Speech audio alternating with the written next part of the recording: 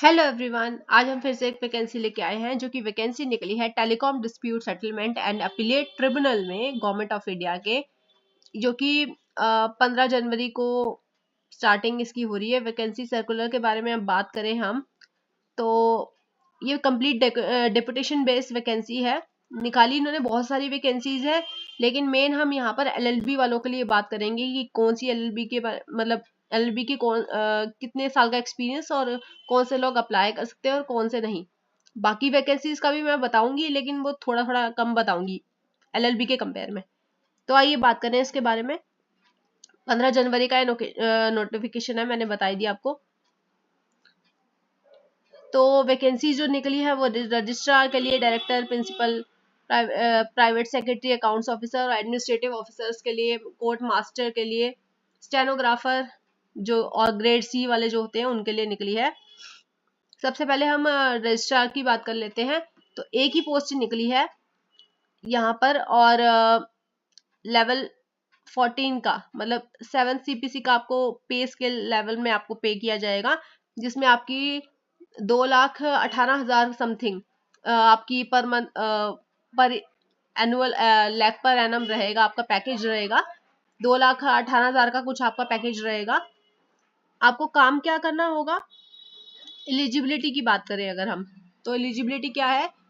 आप अगर high court में जज के रूप में काम कर रहे हैं और डिस्ट्रिक्ट जज के या एडिशनल जज के रूप में काम कर रहे हैं, लेवल 14 का पे पा रहे हैं या 13 का, 3 साल की रेगुलर सर्विस है, या फिर आप किसी कोर्ट में, ट्रिब्यूनल में, या फिर सेंट्रल या स्टेट गवर्नमेंट में, पीएसयू में, या फिर किसी यूनिवर्सिटी में एनालॉगस पोस्ट पर काम कर रहे हैं और आपके पास लॉ की डिग्री है और 7 साल 3 साल का एक्सपीरियंस है और साथ में लेवल 13 का पे भी पा रहे हैं, लॉ डिग्री है इस वजह से, तो आप इस पोस्ट पर रजिस्ट्रार की अप्लाई कर सकते हैं।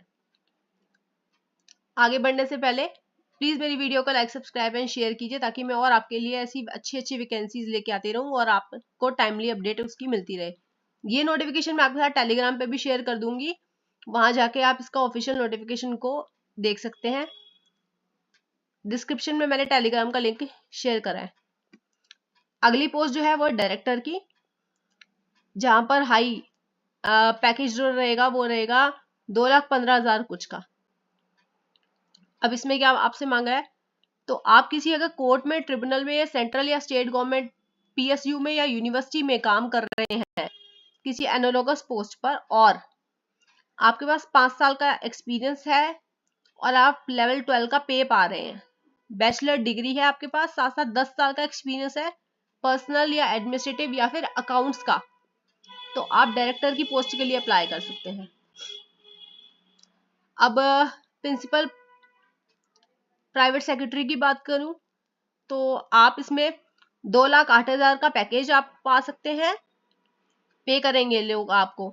आप एनालॉगस पोस्ट पर आप ऑफिसर के रूप में काम कर रहे हो, 6 साल की रेगुलर सर्विस हो आपके पास, बैचलर डिग्री हो और 7 साल का एक्सपीरियंस हो इस रेलेवेंट फील्ड में सेक्रेटरी के रूप में, मतलब काम करते हुए।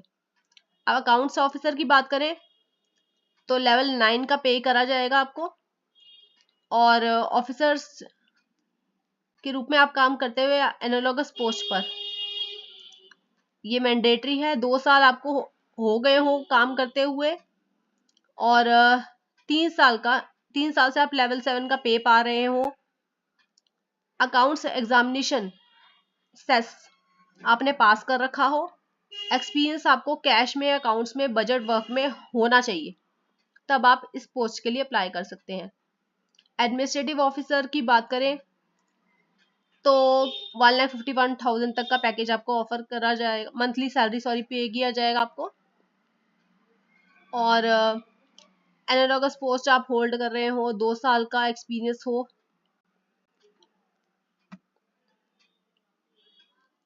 और अगर हम स्टेनो की बात करें, कोर्ट मास्टर और स्टेनो की बात करें, तो आपके पास 1,51,000 का मंथली सैलरी रहेगी। पर्सनल असिस्टेंट या स्टेनो ग्रेड सी के रूप में आपने काम कराओ और आपके पास 2 साल का एक्सपीरियंस हो।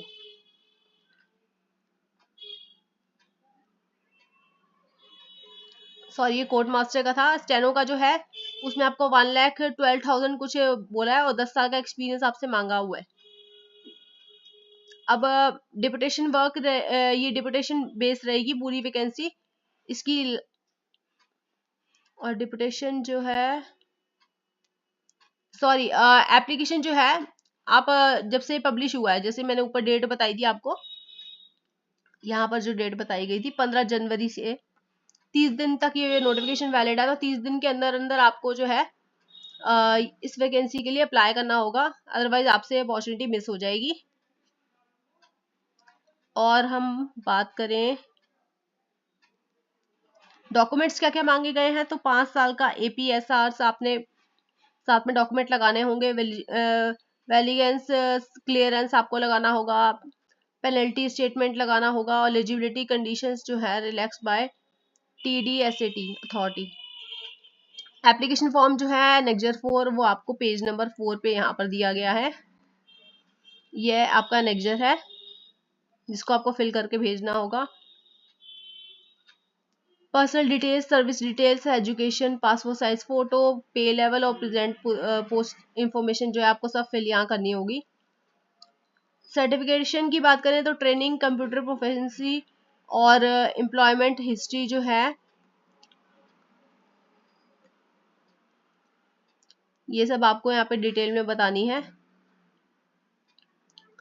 तो अगर आप इस पोस्ट के लिए एलिजिबल हैं तो जल्दी से जल्दी अप्लाई कीजिए ताकि आपसे ये अपॉर्चुनिटी मिस ना हो। इसको सील पैक एनवलप में करके बाय पोस्ट आप भेज सकते हैं। एक बार मैं आपको इसका भी बता देती हूँ कि इसको कैसे आप भेज सकते हैं। तो जस्ट अ सेकेंड, ये यहाँ पर एड्रेस दे दिया गया है जिस पर आप बाय पोस्ट इसको भेज सकते हैं।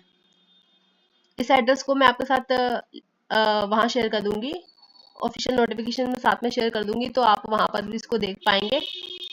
और मतलब डिस्क्रिप्शन में मेंशन कर दूंगी तो आप वहाँ पे इसको देख पाएंगे। और टेलीग्राम पे आपके साथ ऑफिशियल लिंक मैं शेयर कर दूंगी। तो प्लीज़ मेरी वीडियो को लाइक, सब्सक्राइब एंड शेयर कीजिए। आज की वैकेंसी में बस इतना ही था। Thank you.